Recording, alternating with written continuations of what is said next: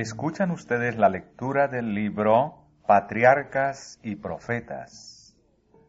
Capítulo 17. Huida y destierro de Jacob.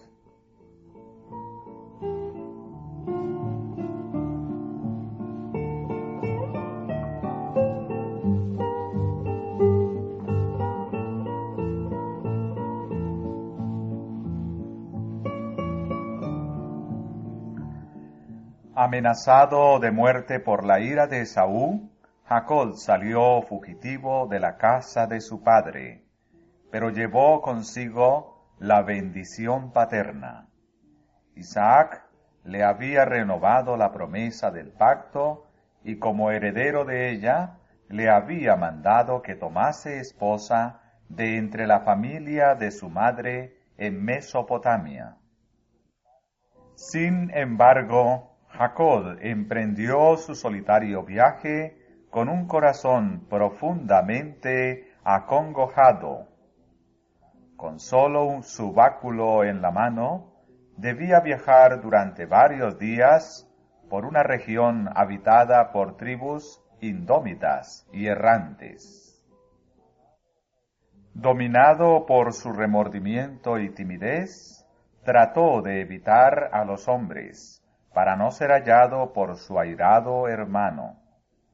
Temía haber perdido para siempre la bendición que Dios había tratado de darle, y Satanás estaba listo para atormentarlo con sus tentaciones.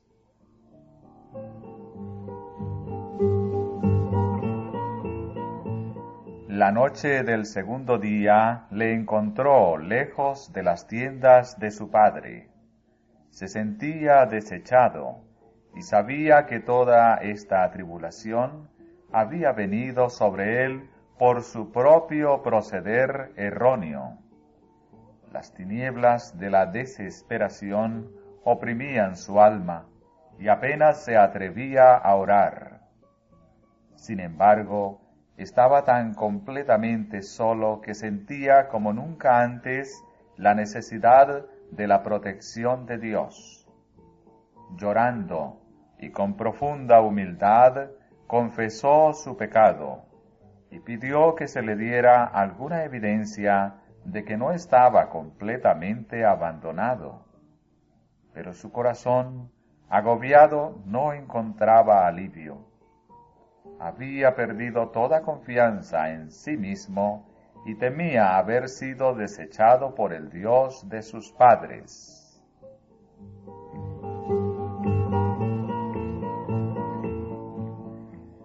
Pero Dios no abandonó a Jacob. Su misericordia alcanzaba todavía a su errante y desconfiado siervo. Compasivamente el Señor reveló a Jacob precisamente lo que necesitaba, un Salvador.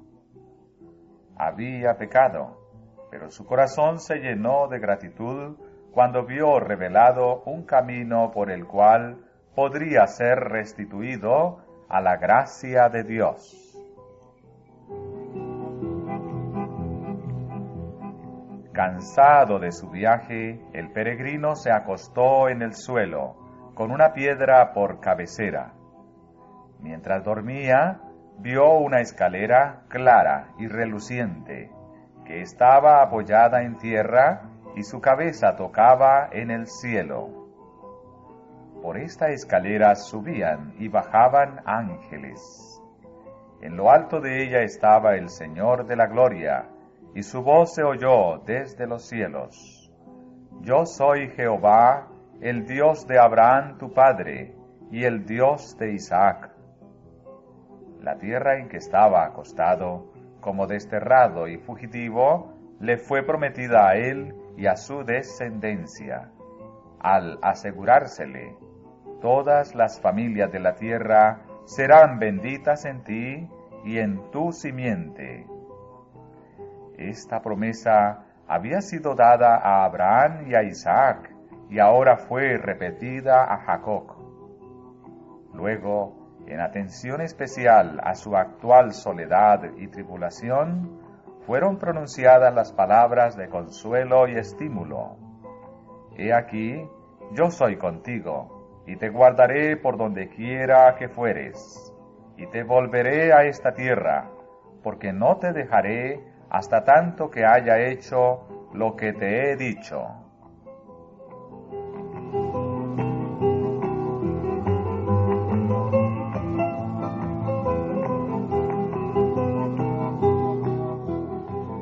El Señor conocía las malas influencias que rodearían a Jacob y los peligros a que estaría expuesto.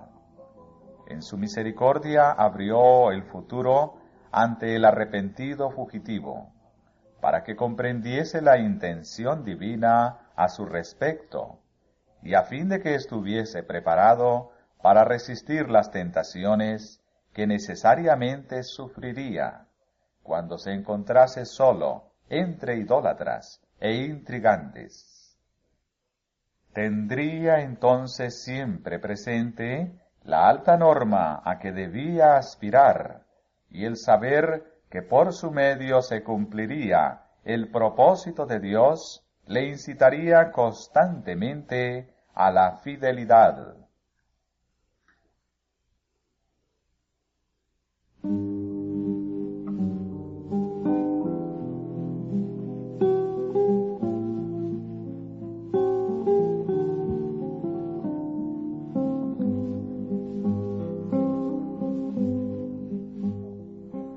En esta visión, el plan de la redención le fue revelado a Jacob no del todo, sino hasta donde le era esencial en aquel momento. La escalera mística que se le mostró en su sueño fue la misma a la cual se refirió Cristo en su conversación con Natanael.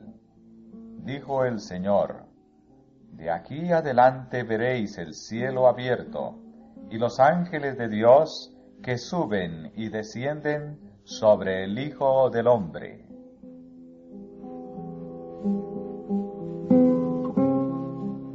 Hasta el tiempo de la rebelión del hombre contra el gobierno divino, había existido libre comunión entre Dios y el hombre.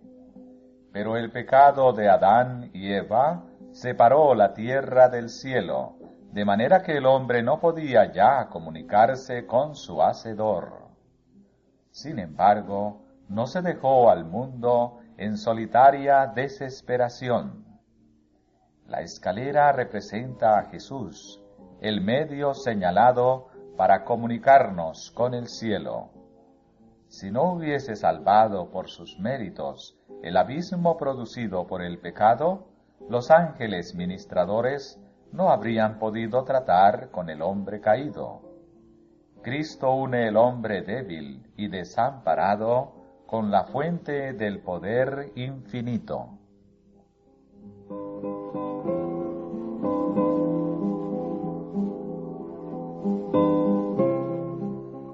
Todo esto se le reveló a Jacob en su sueño.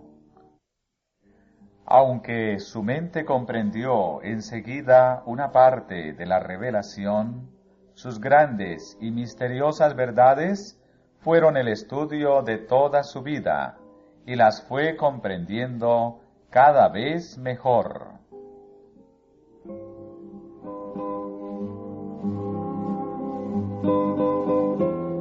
Jacob se despertó de su sueño en el profundo silencio de la noche.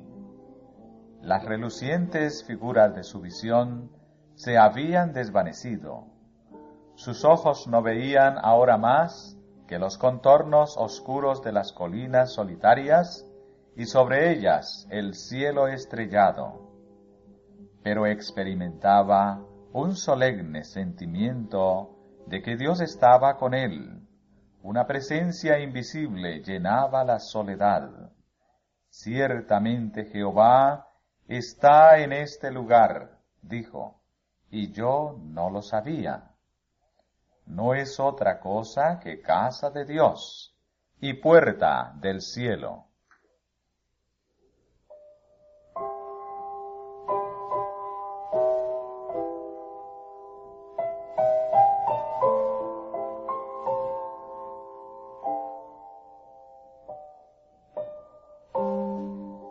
levantóse Jacob de mañana, y tomó la piedra que había puesto de cabecera, y alzóla por título, y derramó aceite encima de ella. Siguiendo la costumbre de conmemorar los acontecimientos de importancia, Jacob erigió un monumento a la misericordia de Dios, para que siempre que pasara por aquel camino, pudiese detenerse en ese lugar sagrado para adorar al Señor. Y llamó aquel lugar Betel, o sea, casa de Dios.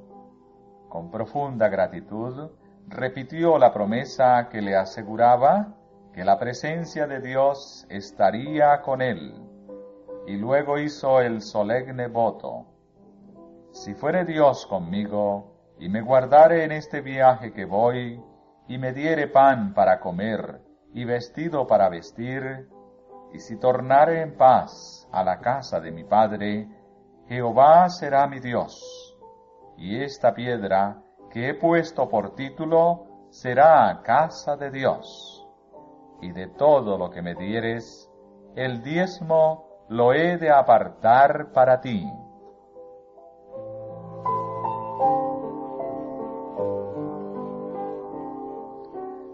Jacob no estaba tratando de concertar condiciones con Dios.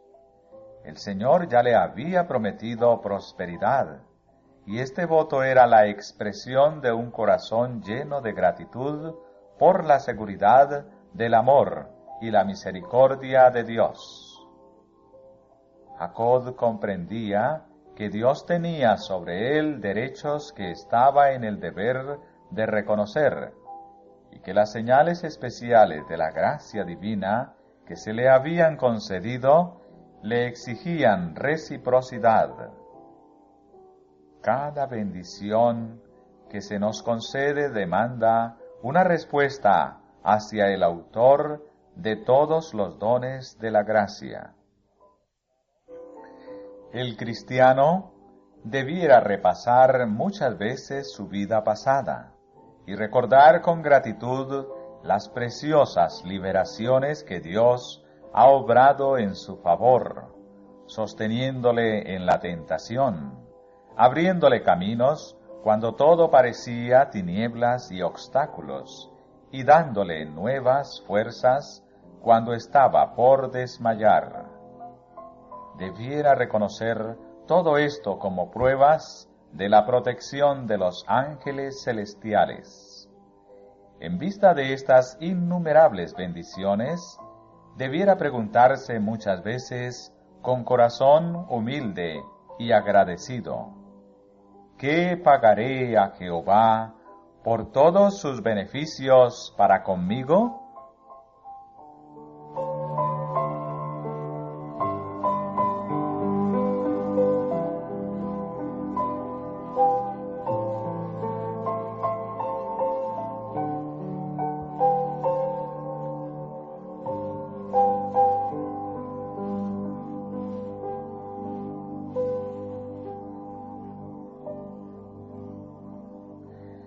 Nuestro tiempo, nuestros talentos y nuestros bienes debieran dedicarse en forma sagrada al que nos confió estas bendiciones.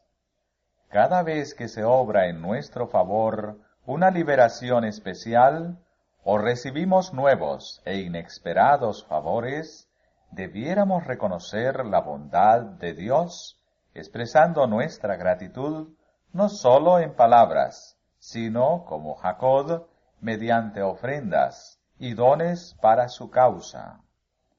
Así como recibimos constantemente las bendiciones de Dios, también hemos de dar sin cesar.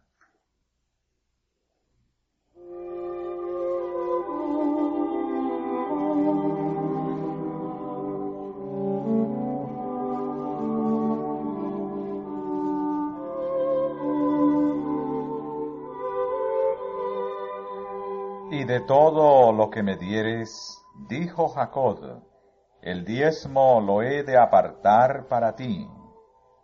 nosotros que gozamos de la clara luz y de los privilegios del Evangelio, nos contentaremos con darle a Dios menos de lo que daban aquellos que vivieron en la dispensación anterior, menos favorecida que la nuestra? De ninguna manera. A medida que aumentan las bendiciones de que gozamos, ¿no aumentan nuestras obligaciones en forma correspondiente? Pero, ¿cuán en poco las tenemos? ¿Cuán imposible es el esfuerzo de medir con reglas matemáticas lo que debemos en tiempo, dinero y afecto, en respuesta a un amor tan inconmensurable y a una dádiva de valor tan inconcebible? Los diezmos para Cristo. Oh, mezquina limosna, pobre recompensa, para los que ha costado tanto. Desde la cruz del Calvario, Cristo nos pide una consagración sin reservas. Todo lo que tenemos y todo lo que somos lo debiéramos dedicar a Dios.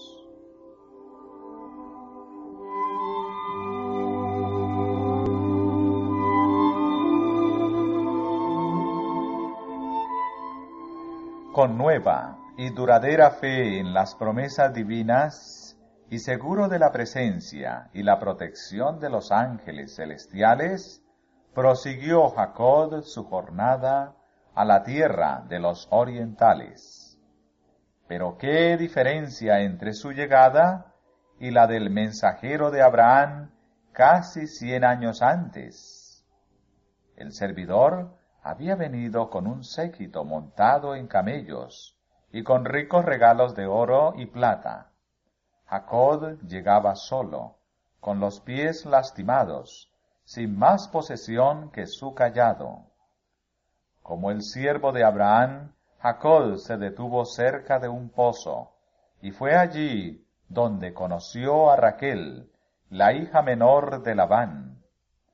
Ahora fue Jacob quien prestó sus servicios, quitando la piedra de la boca del pozo y dando de beber al ganado.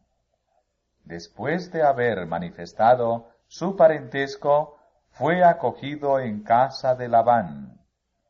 Aunque llegó sin herencia ni acompañamiento, pocas semanas bastaron para mostrar el valor de su diligencia y habilidad, y se le exhortó a quedarse. Convinieron en que serviría a Labán 7 años por la mano de Raquel.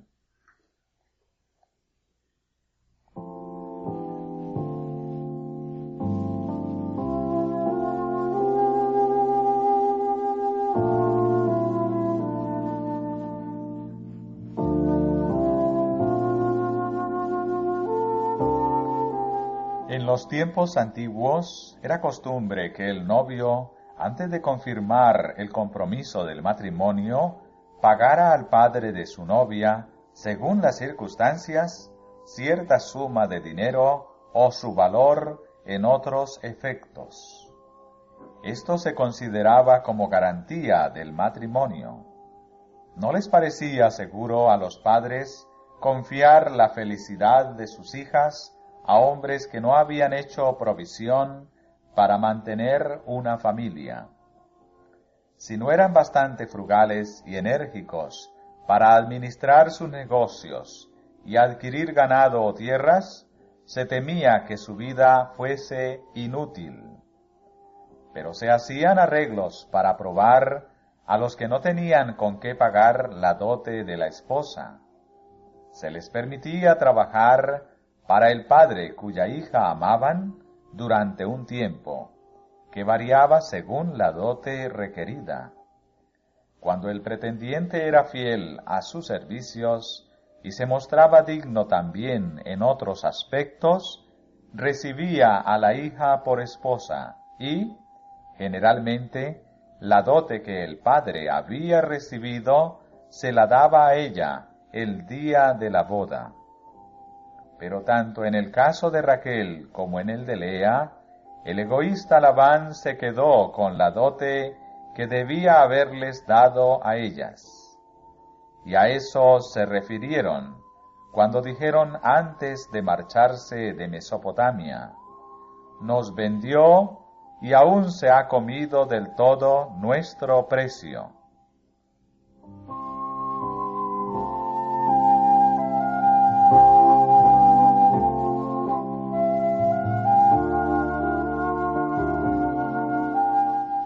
Esta antigua costumbre, aunque muchas veces se prestaba al abuso, como en el caso de Labán, producía buenos resultados. Cuando se pedía al pretendiente que trabajara para conseguir a su esposa, se evitaba un casamiento precipitado y se le permitía probar la profundidad de sus afectos y su capacidad para mantener a su familia. En nuestro tiempo resultan muchos males de una conducta diferente. Muchas veces ocurre que antes de casarse, las personas tienen poca oportunidad de familiarizarse con sus mutuos temperamentos y costumbres. Y en cuanto a la vida diaria, cuando unen sus intereses ante el altar, casi no se conocen.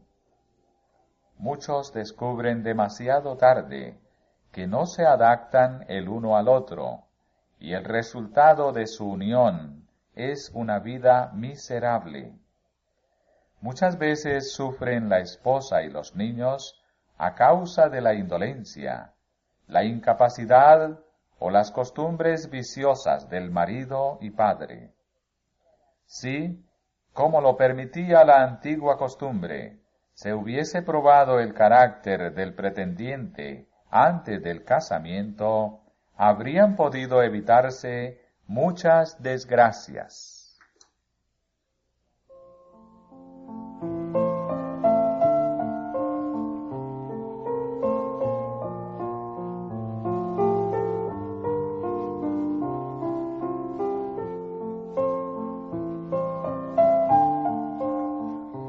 Jacob trabajó fielmente 7 años por Raquel, y los años durante los cuales sirvió pareciéronle como pocos días, porque la amaba. Pero el egoísta y codicioso Labán, deseoso de retener tan valiente ayudante, cometió un cruel engaño al sustituir a Lea en lugar de Raquel. El hecho de que Lea misma había participado del engaño hizo sentir a Jacob que no la podía amar.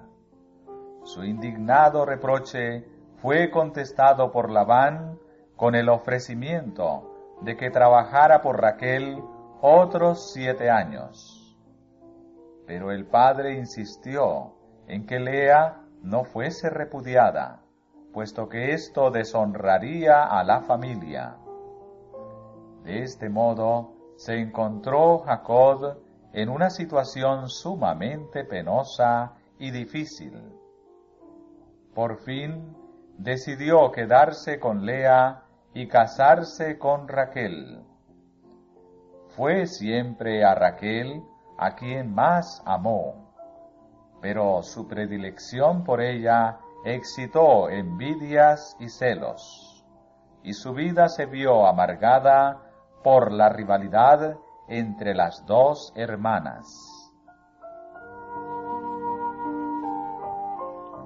20 años permaneció Jacob en Mesopotamia, trabajando al servicio de Labán, quien, despreciando los vínculos de parentesco, estaba ansioso de apropiarse de todas las ventajas.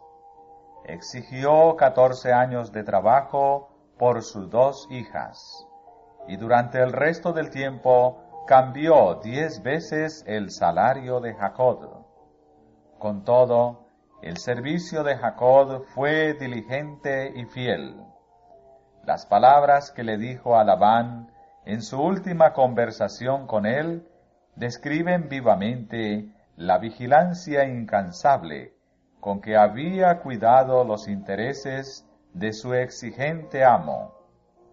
Estos 20 años he estado contigo. Tus ovejas y tus cabras nunca abortaron, ni yo comí carnero de tus ovejas. Nunca te traje lo arrebatado por las fieras, yo pagaba el daño. Lo hurtado así de día como de noche, de mi mano lo requerías. De día me consumía el calor, y de noche la helada, y el sueño se huía de mis ojos.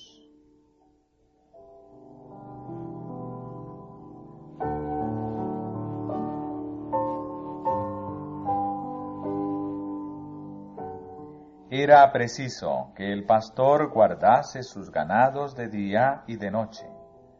Estaban expuestos al peligro de ladrones y de numerosas fieras que con frecuencia hacían estragos en el ganado que no era fielmente cuidado. Jacob tenía muchos ayudantes para apacentar los numerosos rebaños de Labán, pero él mismo era responsable de todo.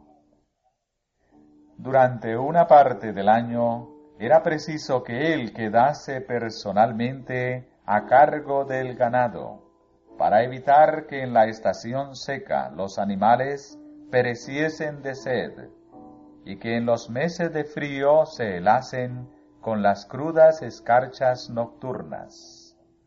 Jacob era el pastor jefe, y los pastores que estaban a su servicio eran sus ayudantes. Si faltaba una oveja, el pastor principal sufría la pérdida, y los servidores a quienes estaba confiada la vigilancia del ganado tenían que darle cuenta minuciosa si éste no se encontraba en estado lozano.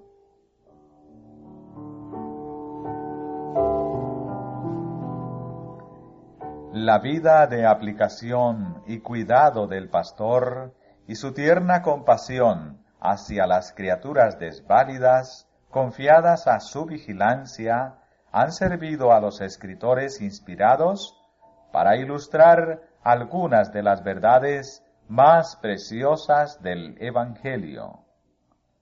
Se compara a Cristo en su relación con su pueblo con un pastor. Después de la caída del hombre, vio a sus ovejas condenadas a perecer en las sendas tenebrosas del pecado. Para salvar a estas descarriadas, dejó los honores y la gloria de la casa de su padre.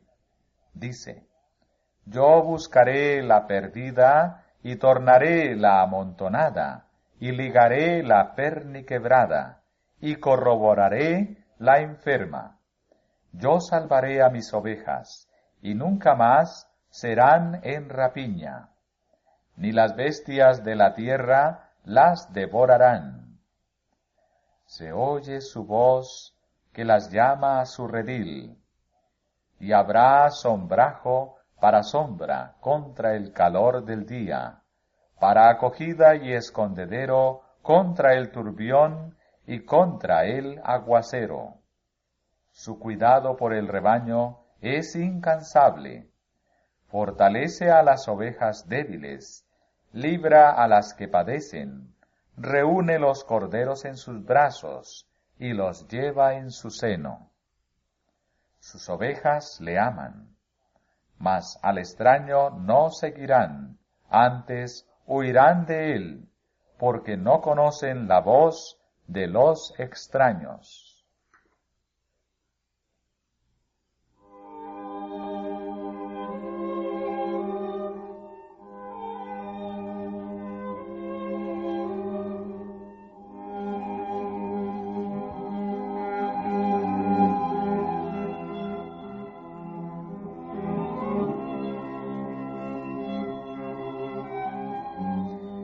Cristo dice: el buen pastor su vida da por las ovejas.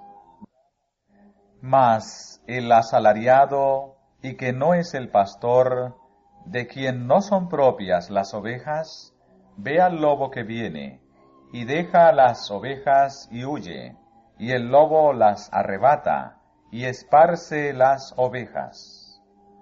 Así que el asalariado huye porque es asalariado y no tiene cuidado de las ovejas. Yo soy el buen pastor y conozco mis ovejas, y las mías me conocen.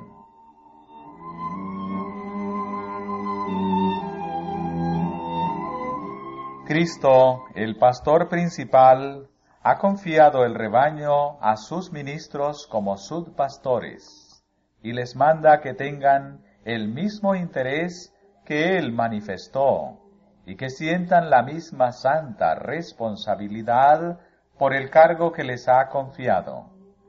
Les ha mandado solemnemente ser fieles, apacentar el rebaño, fortalecer a los débiles, animar a los que desfallecen y protegerlos de los lobos rapaces.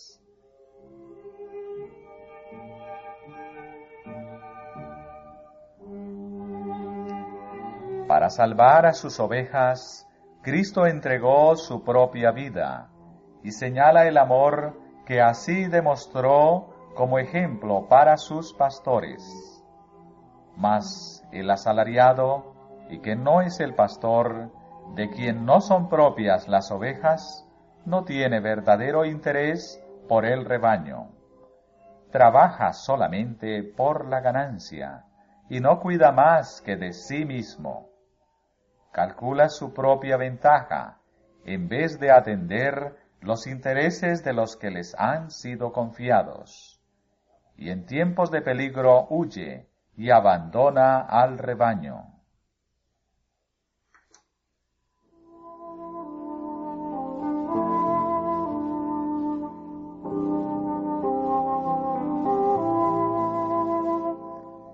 El apóstol Pedro amonesta a los subpastores: apacentad la grey de Dios que está entre vosotros, teniendo cuidado de ella, no por fuerza, sino voluntariamente, no por ganancia deshonesta, sino de un ánimo pronto, y no como teniendo señorío sobre las heredades del Señor, sino siendo dechados de la grey.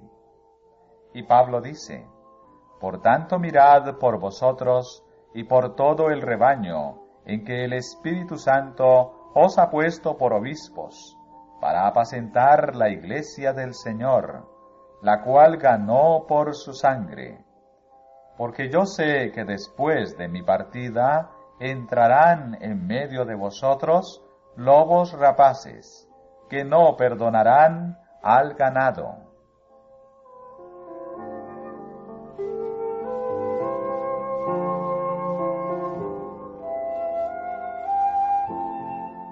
Todos los que consideran como un deber desagradable el cuidado y las obligaciones que recaen sobre el fiel pastor son reprendidos así por el apóstol, no por fuerza, sino voluntariamente, no por ganancia deshonesta, sino de un ánimo pronto.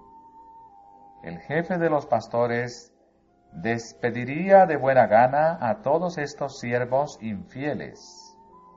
La iglesia de Cristo ha sido comprada con su sangre, y todo pastor debe darse cuenta de que las ovejas que están bajo su vigilancia han costado un sacrificio infinito.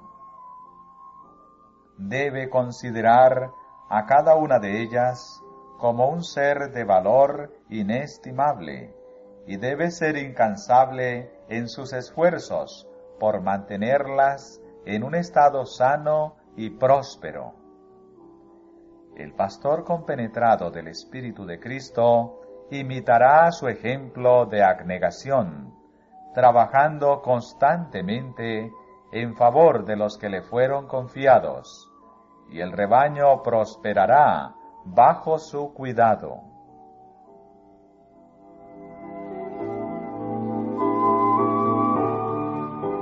Todos tendrán que dar estricta cuenta de su ministerio.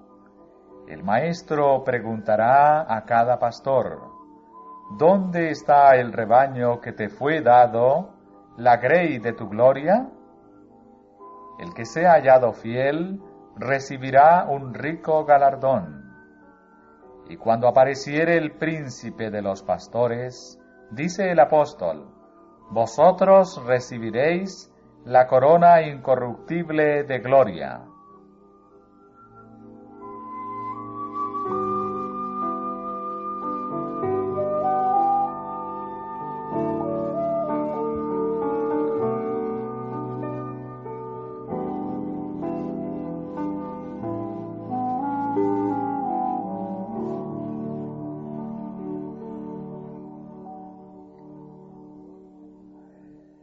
Cuando Jacob, cansado de servir a Labán, se propuso volver a Canaán, dijo a su suegro, envíame e iré a mi lugar y a mi tierra. Dame mis mujeres y mis hijos, por las cuales he servido contigo, y déjame ir, pues tú sabes los servicios que te he hecho. Pero Labán le instó para que se quedara, declarándole, experimentado he que Jehová me ha bendecido por tu causa. Veía que su hacienda aumentaba bajo la administración de su yerno.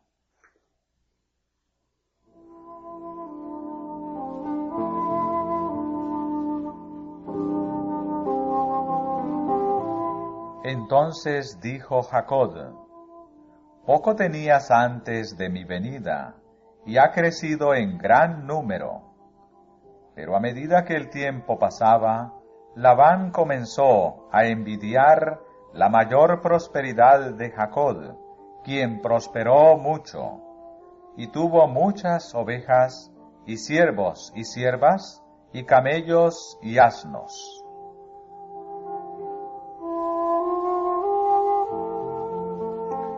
Los hijos de Labán participaban de los celos de su padre, y sus palabras maliciosas llegaron a oídos de Jacob. Jacob ha tomado todo lo que era de nuestro padre, y de lo que era de nuestro padre ha adquirido toda esta grandeza. Miraba también Jacob el semblante de Labán, y veía que no era para él como ayer y antes de ayer.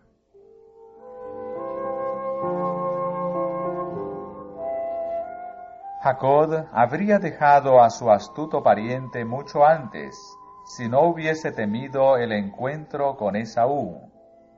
Ahora comprendió que estaba en peligro frente a los hijos de Labán, quienes, considerando suya la riqueza de Jacob, tratarían tal vez de obtenerla por la fuerza. Se encontraba en gran perplejidad y aflicción, sin saber qué camino tomar. Pero recordando la bondadosa promesa de Betel, llevó su problema ante Dios y buscó su consejo. En un sueño se contestó a su oración, vuélvete a la tierra de tus padres y a tu parentela, que yo seré contigo.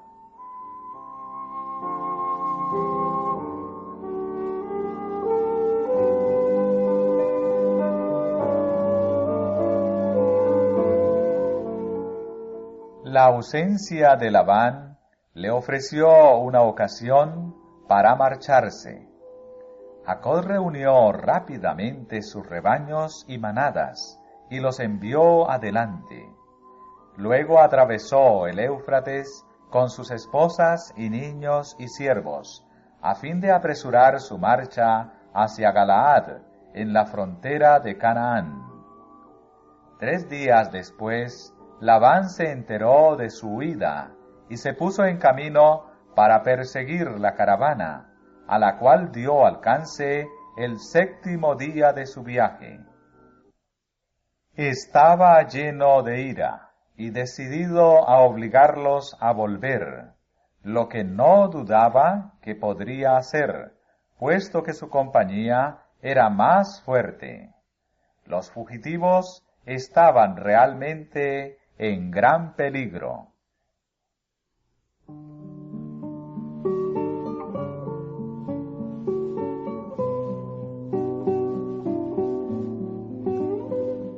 Si Labán no realizó su intención hostil, fue porque Dios mismo se interpuso en favor de su siervo.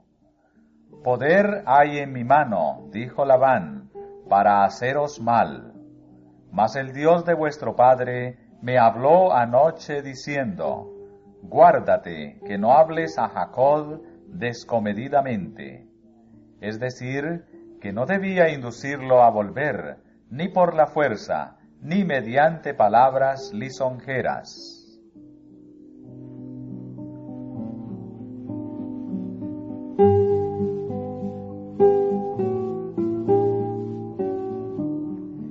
Labán había retenido la dote de sus hijas, y siempre había tratado a Jacob astuta y duramente. Pero con característico disimulo le reprochó ahora su partida secreta, sin haberle dado como padre siquiera la oportunidad de hacer una fiesta de despedida, ni de decir adiós a sus hijas y a sus nietos.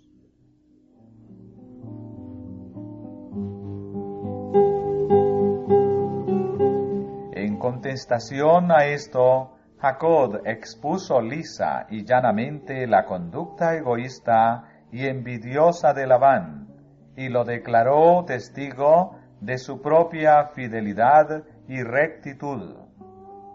Si el Dios de mi padre, el Dios de Abraham y el temor de Isaac no fueran conmigo, dijo Jacob, de cierto me enviarías ahora vacío. Vio Dios mi aflicción y el trabajo de mis manos, y reprendióte anoche.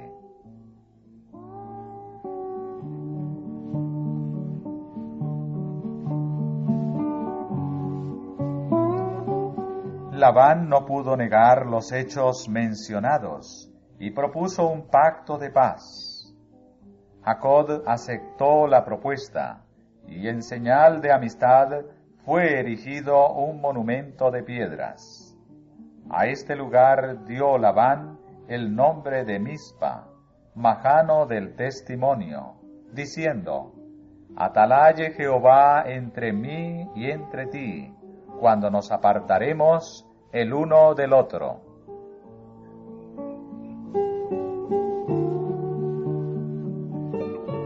Dijo más Labán a Jacob, he aquí este majano, y he aquí este título, que he erigido entre mí y ti. Testigo sea este majano, y testigo sea este título, que ni yo pasaré contra ti este majano, ni tú pasarás contra mí este majano, ni este título, para mal. El Dios de Abraham y el Dios de Nachor juzgue entre nosotros, el Dios de sus padres. Y Jacob juró por el temor de Isaac su padre. Para confirmar el pacto, celebraron un festín. Pasaron la noche en comunión amistosa. Y al amanecer Labán y su acompañamiento se marcharon. Después de esta separación se pierde la huella de toda relación entre los hijos de Abraham y los habitantes de Mesopotamia.